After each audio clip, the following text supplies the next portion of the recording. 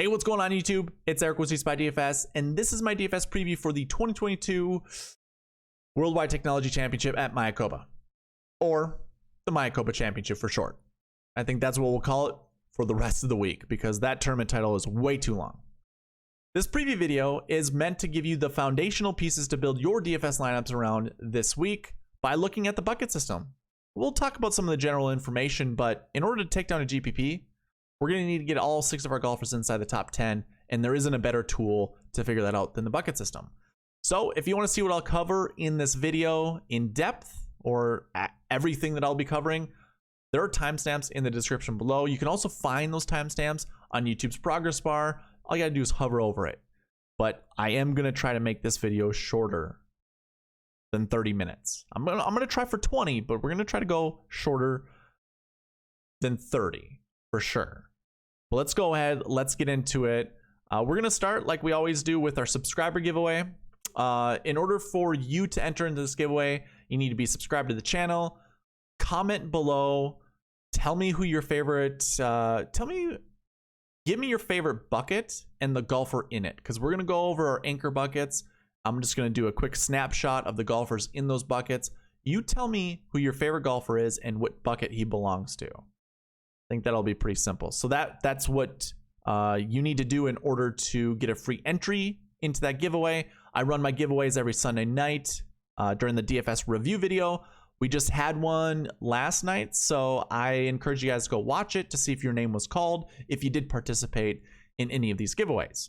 But in order for me to give the $10 away, we need to hit the goal of 275 subscribers this week. You can see it on the screen right there. Let's get there. Most of you guys are not subscribed to the channel that are watching. I still have some kind of statistic of like 50% of you guys aren't subscribed. So just hit that subscribe button. Super simple, super easy, helps the channel out. And then if you do want to enter, all you gotta do is comment below. And if you want an additional entry, retweet this on Twitter. Currently, that's really the only social platform I'm using in order to spread out my videos, my content, that kind of stuff. So you guys can get a free entry, an additional free entry by retweeting it there. That's all I have for the subscriber giveaway. The other giveaway that I'm doing is a Prize Picks giveaway. If you sign up with Prize Picks using the promo code SweetSpot and putting a minimum deposit of at least $20 into your account, you're automatically entered into this giveaway. And your entry never goes away. So I will continuously run this giveaway every Sunday until your name is called. That's essentially how it works. I do have a link in the description below that'll get you straight to the website. So again, sign up. Use the promo code SweetSpot, put a minimum deposit of $20 in, and you'll get entered into this giveaway. So that's all I have for giveaways. Again, we run them every Sunday night. So be on the lookout for the review videos. If you haven't yet seen the last one, go check it out because we did give away 20 bucks in that one. See if your name was called. All right, let's go ahead. Let's get in this thing. The Mayakoba Championship, again, the long title. This was established in 2007. It was an alternate event for the longest time. And then 2013 is when it became its own independent tournament, basically, during the fall swing. Usually the field size is around 132 players. That's what we have this week. Currently, it's been set at 128, but we have 4 players trying to qualify for it. I think they already did. So we'll have 132 players by Tuesday. Top 65 and ties make the cut. Average winning score here has been minus 19.75, and it's been super consistent. Like it doesn't really fluctuate much from like 19 to 21, 22 under. So 19.75. I think we can expect a winning score around 20 under, because if you look a little bit lower, the weather is forecasted at like 87 to 88 degrees Thursday, Friday, with very little wind. So scoring conditions are going to be optimal. We really don't see, or I'm not seeing anything in the forecast for rain or anything like that. But most of the golfers, most of the PGA Tour players, they don't care about rain. It's all about wind. You can see the average cut score is -1. Our strength of field is 355, which is a big boost from last week. Last week was like 68 or something like that. So we are more than quintupling that, maybe even sextupling it. It's quite a bit. It's a big step up, and you're going to see some of the players that are in the field, like Justin Thomas is here, Brooks Koepka is here, Victor Hovland, the defending champion, is here. A lot of good golfers playing this week. The golf course, El Chameleon Golf Club. It was created by Greg Norman, or he's the architect, I should say. It's a par 71, 7,000 yards. It's one of the smaller yards per par golf course on the PGA Tour. Very similar to last week, so I think it's like 99 yards per par, whereas last week was 96 yards per par. Really useless stats, only to show you kind of like where it sits on par for the rest of the golf courses on tour. It's a short golf course, so I think I've heard people say driving accuracy is going to matter here. Well, most of the time, golfers aren't going to hit driver off of the tee. So driving accuracy, if you aren't aware, takes into account hitting 3 woods, irons off the tee. There is a stat that does take into account whenever a golfer hits a driver off the tee. I can't remember what it's called off the top of my head, but driving accuracy as a whole, it's not really a stat you need to look at, because we're not going to, like, there are some bottlenecks around 300 yards that are kind of shorter holes that people are going to hit 3 woods off of to not get to that bottleneck and put themselves in position. So I'd imagine driving accuracy is just going to be higher because golfers aren't really going to be hitting driver off the tee. I still would consider distance as a very important thing. We'll go through that when we get to the bucket system. You know my take on it when it comes to off the tee stats. So we'll go with that. The grass that we have this week is Seashore Paspalum. The best that I can tell you is it's very similar to Bermuda. At least kind of the leaf, like the grass leaf, I should say, is similar. Grain is going to matter at this golf course more so than, say, bent grass or even ryegrass or anything like that.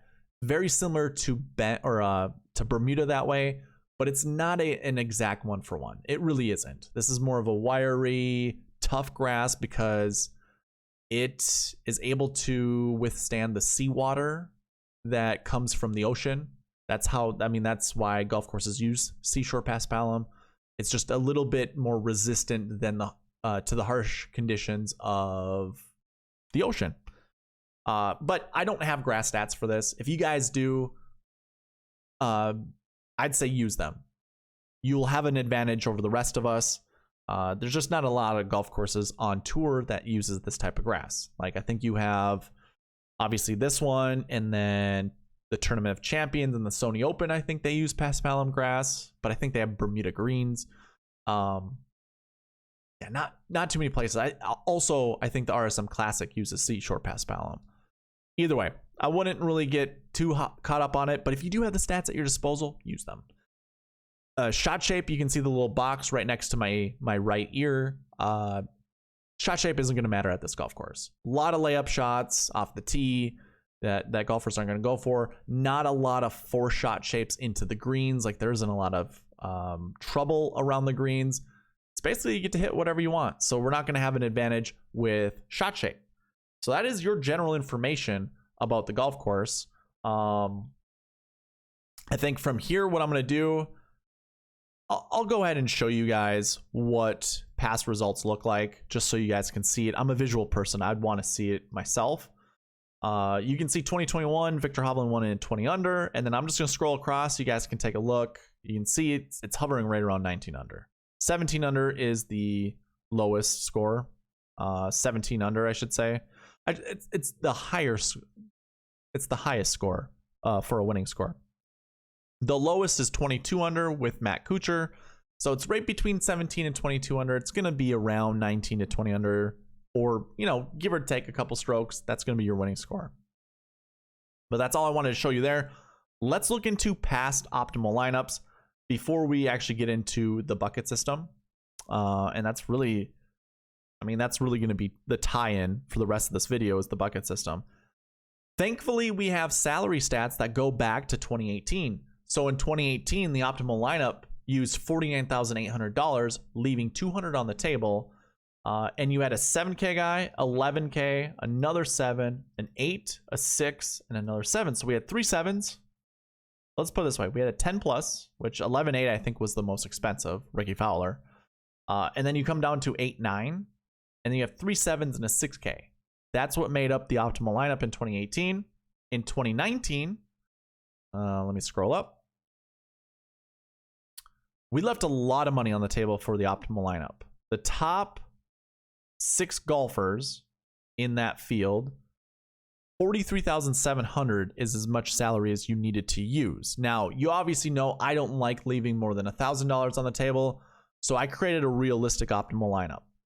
And really how I try to create my realistic optimal lineups, all 6 golfers need to be inside the top 10, and it needs to be under 50,000, obviously. It has to be over 49 and under 50. That's what creates my realistic optimal. And we were able to do that. So you had 2 golfers in the 9K range with Aaron Wise and Cameron Champ. Then we had 2 8K golfers, a 7 and a 6. So right away, we kind of have a different makeup of our optimal lineups between 2018 and 2019. In 2020, there's a lot of stuff happening on the screen. Let's hide this. This was before I really started recording points for everybody. So you can see I was just trying to figure out what the optimal lineup was. That's what we have right here. Optimal lineup, again, left a lot of money on the table. And I'm going to imagine most people are going to talk about this and say, hey, past optimal lineups have left a lot of money on the table, so don't feel afraid to do that. Well, your GPP winning lineup didn't leave anything on the table. And again, I'm also recommending you not to leave a lot of money on the table. Don't worry about duplications. It's really not going to happen unless you go extremely chalky. And if you use the bucket system, if you choose some of the golfers that I'm going to be talking about, you're probably not going to get duplicated. So anyways, this optimal lineup used, well, a 7 or 2 7s, 8 and 3 6K golfers to make up that optimal lineup salary of $43,100. The GPP winning lineup used 7K, 6, 8, an 11K golfer, a 9K. So hold on, let's rewind that. We have a 10, a 9, an 8, a 7, and a 6. And if we scroll down, we get another 7. That's your traditional build. 11, or let's just say this, 10 plus, 9, 8, 2 7s, and a 6. That is your traditional build. And I would actually recommend doing that. If we were to try to build like a realistic optimal lineup, we have enough pieces here to do so. I should have done this prior to. I didn't even think about it. But let's grab the first 3 guys because usually you need these guys. We could probably go with the first 4 and say Billy Horschel and answer. What does this equal? 47.7. So no, can't do that. Let's get rid of Long and put in English, 49,100. So you can still get all 6 of your golfers inside the top 10 during this year. Put it over 49,000, but keep it under 50,000 and have all 6 golfers inside the top 10. So it works out. We can do that. In 2021, our last year we can look at optimal lineups. This one was a little bit more conventional. You know, we only used 49,400. Your winning lineup used 49,700. So again, right between that 49,000, 50,000 mark. And we had what?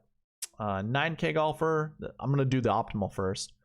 We had a 9, 2 7s, a 6, an 8, and an 8. So let's say that again. A 9, 2 8s, 2 7s, and a 6. That's what created the optimal lineup in 2021. So right away, all 4 years that I've just discussed, we've had different makeups of salaries create the optimal lineup. We had a traditional build. We had some of these balanced builds. Like this is more of a balanced build. We kind of had a stars and scrubs type of build where you had 2 6s, 2 9s. Actually, I think it was like 3 9s and an 8, or it was 2 9s, 2 8s, and 2 6s. So really, it can go all over the place when it comes to trying to build this. But the main thing that I'm trying to get at, don't leave a lot of money on the table. You don't need to. And you can start your lineups with 10K golfers. I mean, we have 2 here. But why don't we just let me pull up the bucket system. I'm actually going to take off the filters that I originally was going to have. We can talk about the salaries really quick. Let me just go ahead, remove all of the other stat categories and just talk about salaries. You can see the frequency rate right here, how often it's been inside the top 10. We can also look at, optimal lineups have not been updated. That's a bummer. I'm not going to go back. I'll revisit this in the strategy video, but forgot to, you know what? Never mind. It's so simple. I can do this really quickly. Somehow it escaped my thought process. We must be looking at wrong ones then.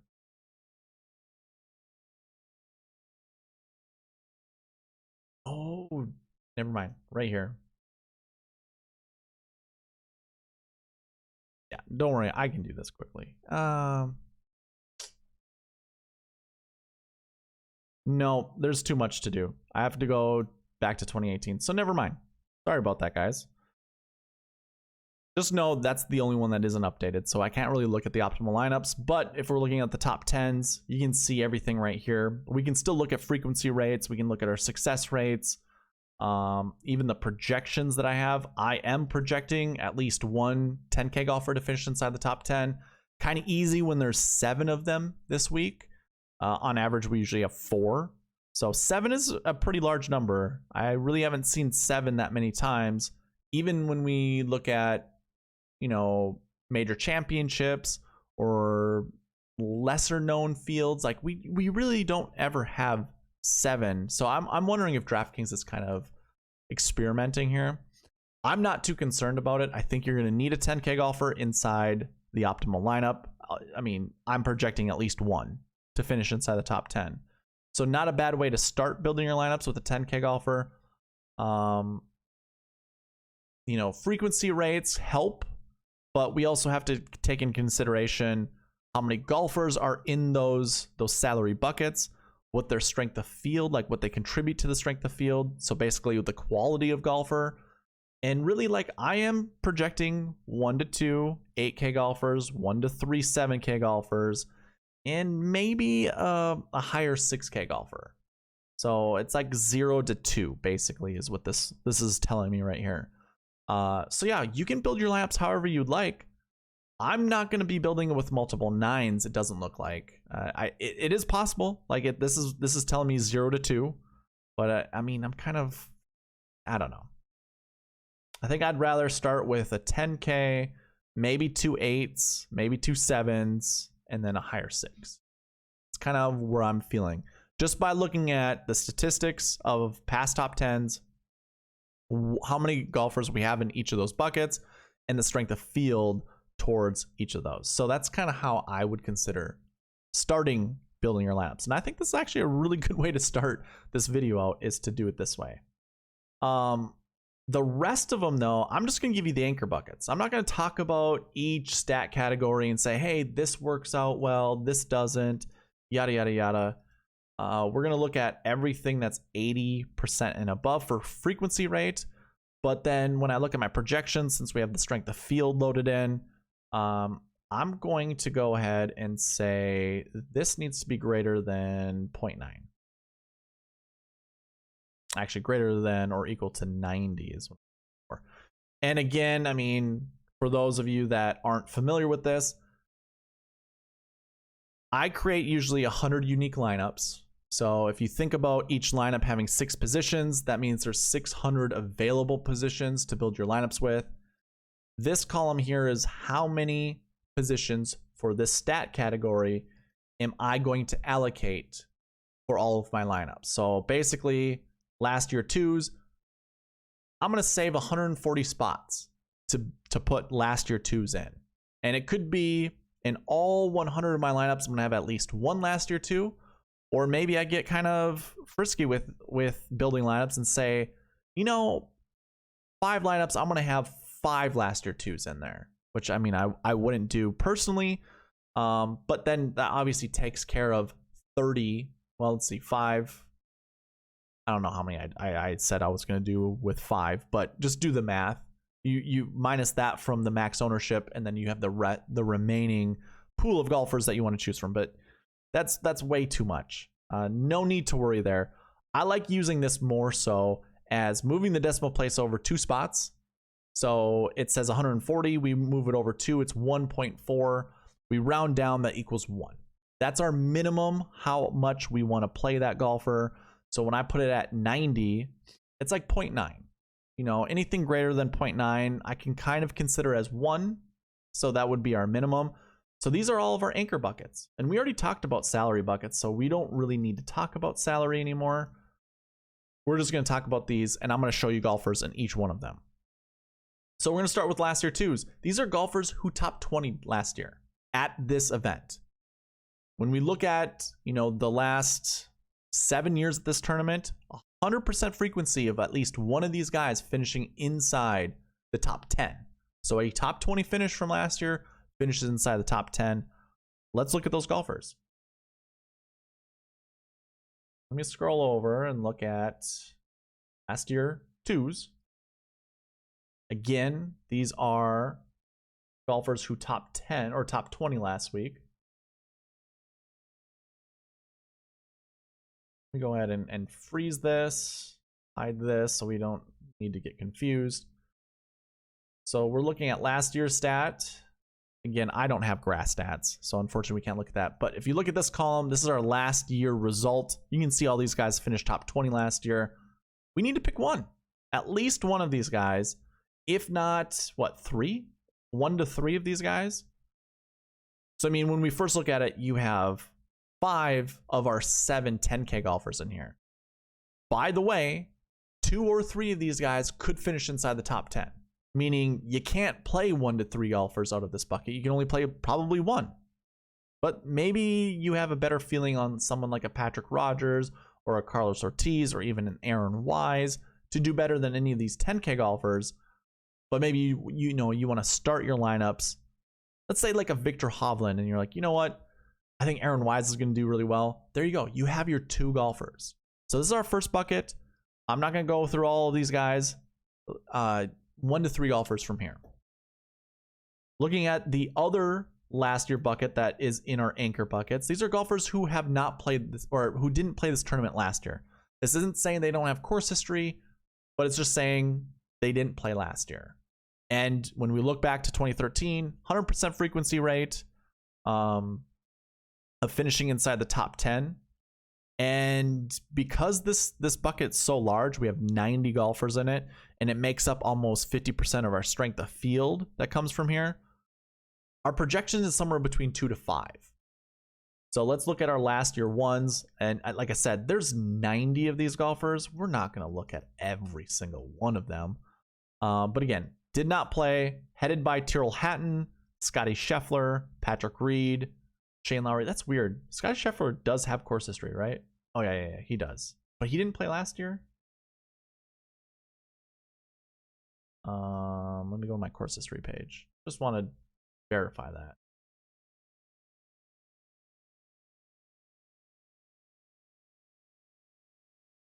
Scotty Scheffler. 18th place in 2020. Okay, so yeah, he did not play here last year, but he does have top 20 course history, so that's something to consider. Yeah, Tyrrell Hatton, Scotty Scheffler, Patrick Reed, Shane Lowry, Matthew Wolff. I mean, there's a ton of good golfers. Christian Bezuidenhout, he was one of my favorite golfers last week. He got a huge price reduction just because of how poorly he played. Plus, this strength of field is just so much stronger. So I think, I mean, he could literally be in the 7K range. I do like him kind of 8K, but I probably would go with someone like with Seamus Power because he just has that much more potential. But yeah, 2 to 5 golfers from here. So you look at the golfers. Again, the comment section, tell me your favorite golfer and what bucket he belongs to. So if he's in this one, go ahead and leave that comment down below. Subscribe. You're entered into the giveaway. So yeah, those are the last year buckets that are our anchor buckets. Let's move into last week, and we only have one bucket from our last week stat category that is an anchor bucket, and we're projecting somewhere between 4 to 8 golfers finishing inside the top 10. So not playing the week before, pretty important. So how many golfers do we actually have in that one? 116. So yeah, let's just look at some of the top guys. We'll see some overlap that we got with our last year buckets. Yeah, we have all of our 10K golfers there now. These are guys who didn't play last week. So now you have your full, it's almost the entire field. 116 out of 128 golfers so far. did not play last week. So this is kind of a silly one to choose from. I mean, I don't know. This is actually an easy bucket for you guys to pick because you could just say, hey, my favorite golfer didn't play last week, so boom, we're going with these guys. But yeah, that's our only anchor bucket from last week, and it's kind of a silly one because of just how volume driven it is. Like, I'm not, don't get me wrong, or not so much don't get me wrong, but we can skip past that one. Not a huge one. Course history buckets 1 and 2. So 20 to 40, having course history, you know, like a 20th to 40th place finish, like your average finish at this tournament. This goes all the way back to 2013. So any golfer who falls in line here is a part of this bucket. We have 22 golfers in that bucket. We usually see around 20, 100% frequency rate. So dating back to 2015 is when I started course history. We've seen at least one inside the top 10. And I mean, it's iffy. Like, there's a 2% chance, in my opinion, that we could have 0 golfers from this bucket finish inside the top 10. 2%. Other than that, I think we're pretty clear of getting at least one guy here, if not 2. So let's take a look at our course history 2 golfers. And really 2 10K golfers here, Abram Ancer and Billy Horschel. Ricky Fowler's here. Maybe he can spin it around, kind of how poorly he's been playing, you know, last year and recently. Could be a Ricky week. Who knows? Same with Keegan Bradley. Interesting choices here. So I'd be interested to see if any of your golfers come from this bucket. There's a lot of good golfers that I like seeing here. I like Chris Kirk. I like Vincent Whaley. I also don't mind Ches Reavie down here. Matt Kuchar, who has really great course history here. Pat Perez, I think he can dominate this type of golf course. It's a resort style. That's not really a resort style, but I mean, it's in Mexico. It's going to be resort type feel. And Pat Perez is your king at resort type golf courses. I'm sure he'll do it with a cocktail in hand as well. So yeah, these are your course history 2s. The other one to look at is course history 1s. I don't remember what the number was. Somewhere between 1 to 3. So this is that 40 to 60 range. We have 36 golfers in that bucket this week. Victor Hovland's up there. Despite having a win here, his course history is quite miserable. Is that 2 missed cuts, I wonder? And then the first place finish. Victor Hovland, we're right here. 2 missed cuts and a first place. So either way, Victor Hovland, your defending champion, is in this bucket. We have Tony Finau, Aaron Wise, Will Zalatoris. Just those 3 golfers, I already know will probably be in most of my lineups. I like each one of them, and they all bring a unique style to your lineups. I also like Joaquin Niemann a lot. Carlos Ortiz. Joaquin Niemann, 3rd ranked in... Wow. In my ranking. And by the way, I updated my rankings. I'm excited to show them to you tomorrow. But Joaquin Niemann's 3rd, and he's $7,800. Wow. Okay. Spoiler for tomorrow when we look at the Sweet Spot rank, he's gonna be up there. He's gonna surpass a lot of the 10K golfers. That's crazy. Okay. Sure. I can live with that. But if I scroll through the rest of these, I'll just give you guys some names that you can select from. I'm not gonna talk about any of these guys. Those are your course history anchor buckets. And then we have recent form. We have 1, 2, and 3. And this is kind of pretty standard when it comes to most tournaments. You have that 20 to 40 range, that 40 to 60, and that 60 to 80. So we'll look at it in order of the buckets descending. So we'll start with recent form 3, go to recent form 2. So again, this is that 40 to 60 range. Most of the time, no one's touting these types of golfers. Oh, I'm looking at course history. My bad.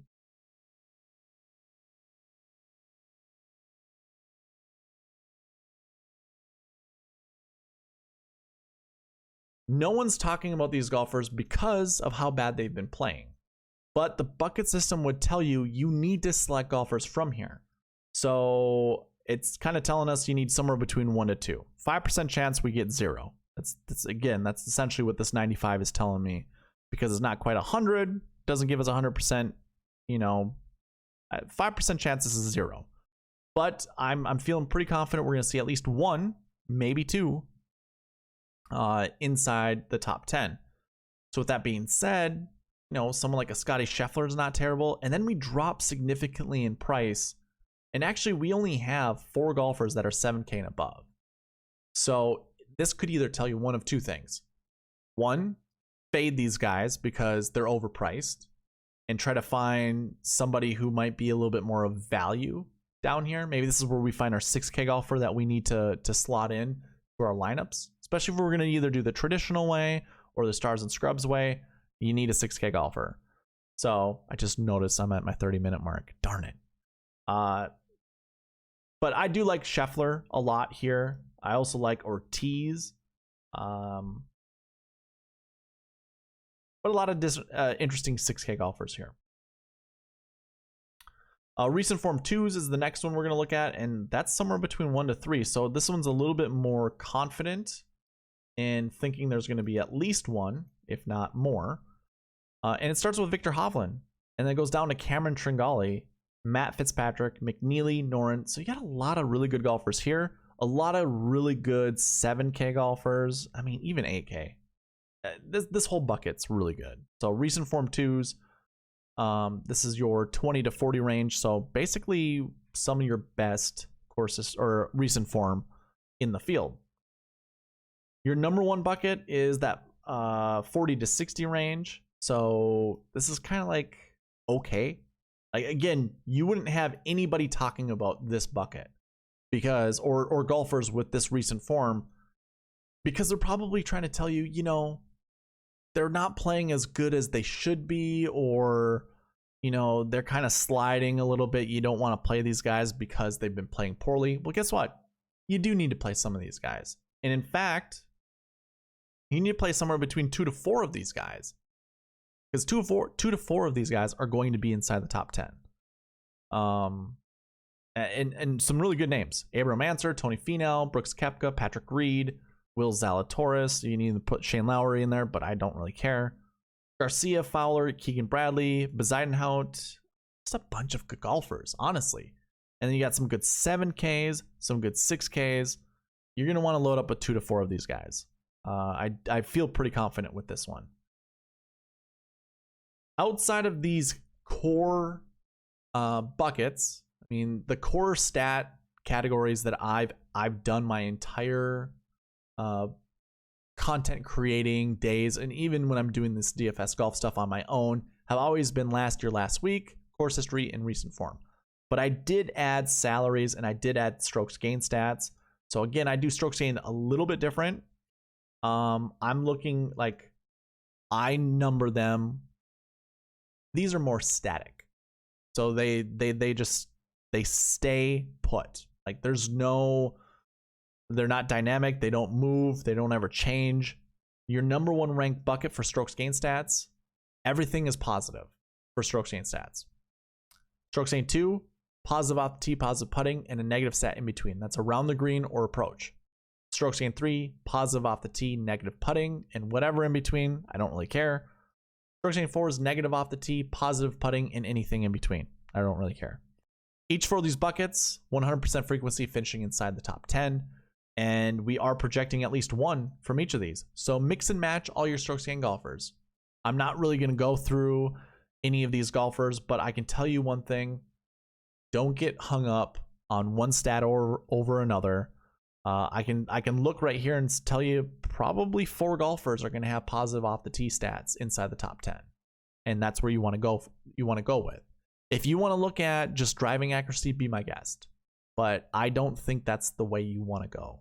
Positive off the tee is always a good way to start. We also do have a negative off the tee, but a positive putting, projection here of 1 to 2 that could finish inside the top 10. But most of the bulk is going to come from your positive off the tee guys. So that's where I would start when building lineups. If you have any of those tools at your disposal, definitely use them to your advantage. But we're at 34 minutes. I want this video just to be short. I don't have anything else to talk about. You would probably go to grass stats after this, but we're on Seashore Pass Palom.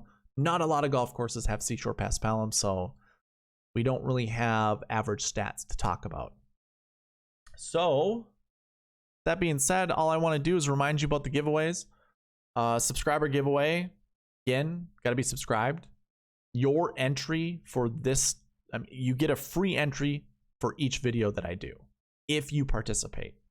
And in this video, all you got to tell me is who is your favorite golfer from the buckets we talked about. We went through them.